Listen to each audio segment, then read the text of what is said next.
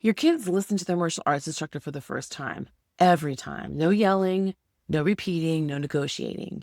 And then they come home and act like they've never heard the word now in their life. And that's not a kid problem, that's a system problem. And in the next few minutes, I'm going to show you why the exact 3-part rule that we use in the dojo works and how to install it in your house this week. Okay, so in this chapter, I want to go more into like why the system works. I wanted to start you out with the system, trust the system, do the system. But now I want you to understand why your kids will listen to me the first time and how you can get the same results at home.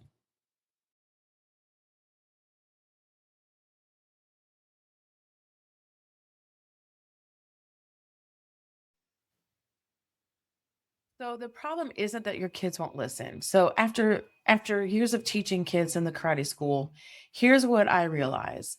That your kids listen to me the first time, not eventually, not after I yell 5 times, the first time. And that same kid probably doesn't listen to you at all. And the problem is parents have never really set the actual expectation. So what's different? And it's not that I'm louder, it's not that I'm scarier, and it's not some special karate dojo school magic. It's just one simple rule. And once you understand it, it changes everything. And it's this simple thing. Black belts start first time they're asked. We call it first time, best time. That's the mentality we have. And that's it. That's the whole thing. It doesn't say not eventually, not after you yell 3 times. First time. No ambiguity, no negotiation, and there's no room for interpretation. And the magic, when a kid knows that's the standard, their brain starts to expect it. So let's talk about why this worked. Part 1, the expectation. There are 3 parts to this system, and let's start with the very first one. In the dojo and karate school, wherever that they may train in martial arts. When a student walks in for the first time, I don't say try to listen if you feel like it. I say, here's how we work. When I give you an instruction, black belts follow it the first time. That's what makes you a black belt. From day 1, they know the standard, right? We say it differently for the different age groups, but that's basically the sentiment that when I say this, you do that. When I say this, you do that. We do black belt, we do first time, best time, period. And where most parents mess it up, that you haven't given your kid what the expectation actually is, you're hoping that they just understand it, but they don't, right? So they keep testing the boundaries and they keep pushing back, and they're not really trying to be difficult. They're confused and they're doing what kids do. They are exploring their world. They're exploring and they're learning things about their environment all the time. So the confusion problem is what's going on right now because sometimes they move after 1 ask, sometimes after 3, sometimes after you yell. So their brain hasn't really locked in what's going on right now. And the simple things that you need to do is in our family, black belts start this first time that they're asked. That's what we're going to work towards. That's what we're working on. Crystal clear targets, that the target, that's the expectation. And so the biggest mistake is not setting clear expectations. Kids need to know what success looks like. They need to understand the rule is before they can follow it. And we assume that they know. So let's just remove all doubt and make sure that we tell them what it is. That's what we want to do. Okay, why this works part 2, how you say it. This is where it truly gets real. So in the dojo and karate school, I don't yell, start the drill now. I say one word and I say sichak, which means begin, calmly with confidence. And I expect them to begin. Just like when I say baro, which means stop, I expect them to stop, right? My body says this is what's happening. No emotion, no punishment threat, no begging. Now, does that mean they do it perfectly every time? Absolutely not. But that's when we have the natural consequence, right? If they don't do it, I say, Baro, that was not our black belt standard. Everybody give me 5 push-ups. Everybody do 10 jumping jacks. Everybody, that's where we reinforce the standard. We remind them that is the standard. And at home, you can do the same thing. I need you to put your shoes on now. And you say it like that, they will. Your kids will feel the difference. You will sound like a sensei. You will sound like an instructor, not like you're begging, not like you're hoping, not like you're frustrated. You sound like someone who's in control. I need you to get your shoes on now. And you can also say, so we can leave here sooner so we can get back to do X. If you need to add a caveat, depends on the child. Sometimes some children need context. Some children don't understand the importance of it. Some children don't understand that them not doing it impacts the entire family. So sometimes just by saying, I need you to put your shoes on now so we're not late for soccer. I need you to put your shoes on now so we don't run into traffic going to school. As simple as that. That doesn't change what you're doing or saying. It's just some kids need a little more context. Completely okay. But you saying it that way still doesn't leave room for negotiation. And so the other thing I want to bring into this context of this conversation is what's actually happening in the brain. So this is what neuroscience, which is just how your brain works, is that when you yell, your kids' brains go into a fight or flight mode. They're not absorbing your words, they are protecting themselves. So when you are staying calm, a child's brain can actually feel safe enough to listen, right? And I know that doesn't that in your mind, you're like, no, that's not how it happens, Tracy. They don't move until I yell. It's like they don't hear me unless I yell. And my point to you would be is because that's how you taught them to do. You taught them that they don't have to move unless you yell. Right. So you have to start changing you. You start with you, you change you to get a different outcome so that when you speak calmly with confidence, they are able physically, physiologically able to actually listen and respond. Now, does that mean they're always going to choose to respond the way you want to? Absolutely not. However, calm is just giving them an opportunity to actually hear your words. That's where the rest of the system will kick in because being calm is not weakness. It's actually authority. It's authority that doesn't require volume. So just know that your presence and the way that you show up in the conversation impacts their reaction and what they actually hear. Why this works, part three, is the signal. Using a consistent physical signal trains the brain as well. So, in the karate school, as an instructor, our signal, it could be the signal, but it could be, we call it our ready position. The ready position is the signal. I always tell the students when you are standing in the ready position, I know that you are ready to learn. So, it's a physical thing. The bow, the phrase, the phrases that we use, it's training them to be ready to do the thing. And that's when the students' brains are trained, that's when the actions happen now.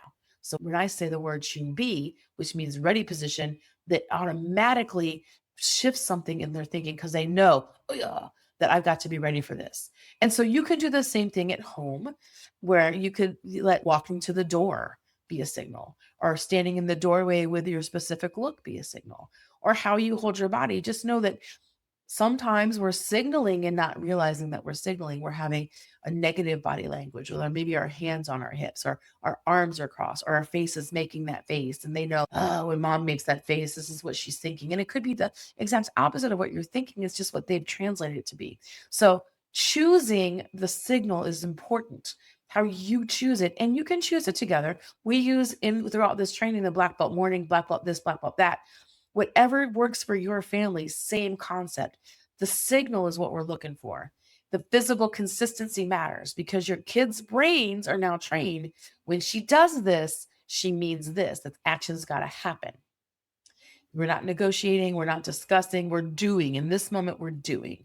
Okay. So that's where you've got to get your signal. And throughout this course, we've used a phrase, and that's a great place to start. It's an easy place to start.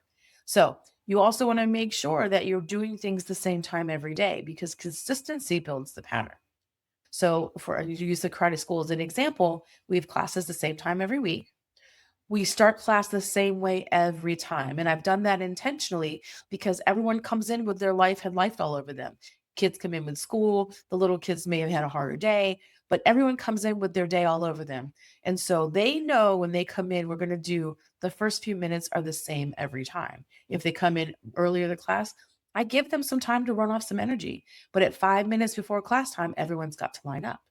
And we start every class with the same warm up so that they can start getting into the groove of, okay, now it's time to me to speak, to listen in karate, right?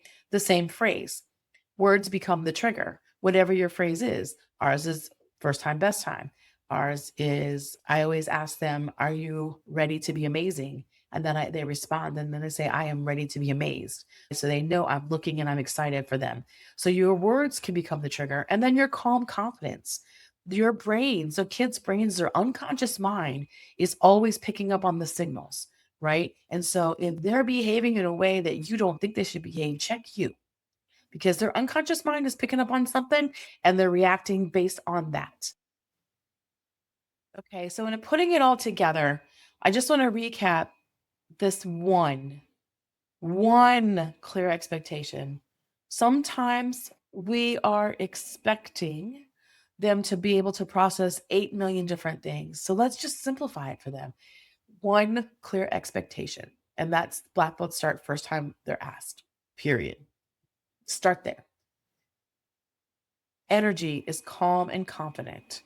Now, does that mean you're not going to get angry or frustrated? Absolutely not. You're just not going to speak to them from that place. So if you are in that place, you're going to give yourself a moment to be calm, right? To get unfrustrated, to get unangry, to remind yourself of the bigger focus, right? To put yourself, to pull yourself out of the emotional moment. Because yes, it does make you angry. Yes, you can get frustrated. But in this moment, this is where you are becoming that leader and you're getting clear on your bigger focus. And then you get clear on why this has to happen now. And then you're going to use your consistent signal, your phrase, your look, your movement that your kids recognize, and maybe you've even agreed on to mean that they know this is the moment that it's time to do. And that is literally the system. And here's what happens when you do this, right?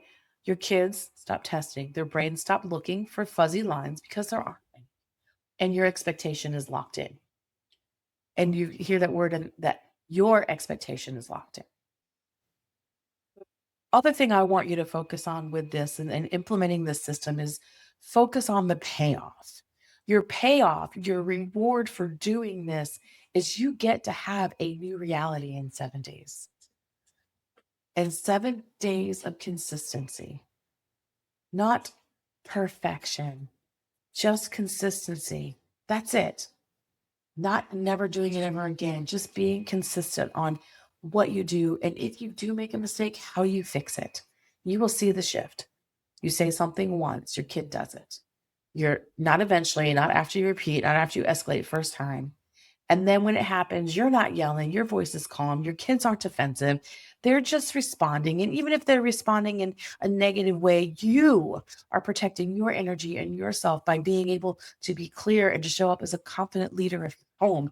And you're not pulled into the wave of their emotions. You can be empathetic, but you can also be that strong, confident person they need you to be. And that's what they'll respect. And that's what we're building in this course. We're building that respect. Okay, you've got everything that you need to put this into practice. You understand the system. You know the mechanisms. You know why that the rule works. You understand how it can change everything. And then in the next lesson, I'm going to go deep into all of the friction points for your toughest situations and walk you through it step by step. Black belts start the first time they're asked. That's the standard. That's the expectation. And each one of the next lessons walks you through how it's going to look in real life and what to do. Let's go. So that's the system. One clear expectation said once with calm confidence, backed by a consistent signal. 7 days of that, and your home is going to feel different. So the course, the full framework, if you want the full framework, the course is called the Yelling Get Black Belt Listing, and it's $97. And you can get it at tinyurl.com/black belt listing. And this lesson is inside of that. Or if you want something more specific to your situation, you can start your free trial at the Lead Without Yelling app, which gives you the real-time scripts for the hardest moments, exactly what to say, when to say, and how to follow through. You get a 7-day free trial at leadwithoutyelling.com/pricing. There is no credit card required. You can get in there, give it a shot, see how it works.